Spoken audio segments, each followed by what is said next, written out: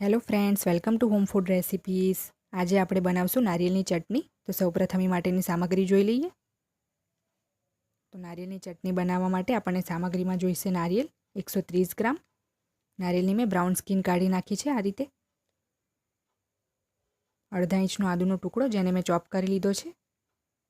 2 નંગ લીલા મરચાં જેને મેં ચોપ કરી લીધા છે. 5 થી 7 મીઠા લીમડાના પાન. 2 ચમચી શેકેલી ચણાની દાળ. સ્વાદ અનુસાર મીઠું. વઘાર માટે જોઈશે 2 ચમચી તેલ, રાઈ અડધી ચમચી, હિંગ અડધી ચમચી જેટલું જીરું, મીઠા લીમડાના પાન અને સૂકું લાલ મરચું. તો સૌથી પહેલાં આપણે આ મિક્સીના જગમાં નારિયેળના ટુકડા નાખી દઈશું. આદું નાખી દઈશું. લીલા મરચાં પણ નાખી દઈશું. મીઠા લીમડાના પાન, શેકેલી ચણાની દાળ નાખશું. તમે ચાહો તો આની જગ્યાએ દાળિયા પણ નાખી શકો છો. સ્વાદ મુજબ મીઠું નાખશું.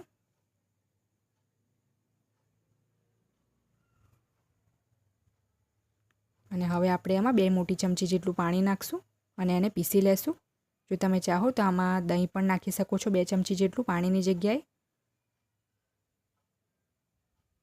તો આને પીસી લેવાનું છે. તો આ મેં મિક્સીમાં પીસી લીધું છે. હવે આપણે આને એક બાઉલમાં કાઢી લેશું અને એના ઉપર આપણે વઘાર નાખશું.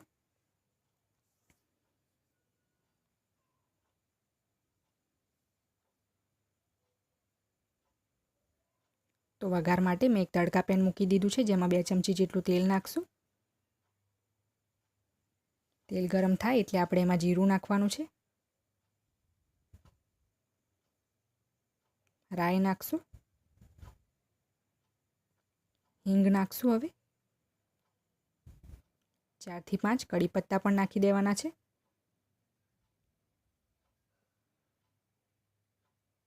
અને સૂકું લાલ મરચું નાખશું. તો હવે આ વઘારને આપણે ચટણી પર નાખી દેવાનો છે.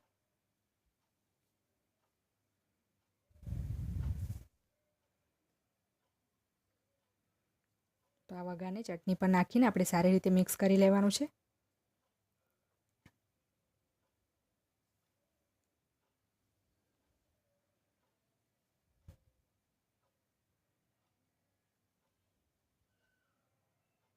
તો ફ્રેન્ડ્સ, રેડી છે આપણી નારિયેળની ચટણી, જેને તમે ઇડલી, ડોસા, મેંદુવડા કોઈ પણ જોડે ખાઈ શકો છો. એ ખાવામાં ખૂબ જ ટેસ્ટી હોય છે. જો તમને મારી આ રેસીપી સારી લાગે તો મારી ચેનલને લાઇક, શેર અને સબસ્ક્રાઈબ કરવાનું બિલકુલ ના ભૂલશો.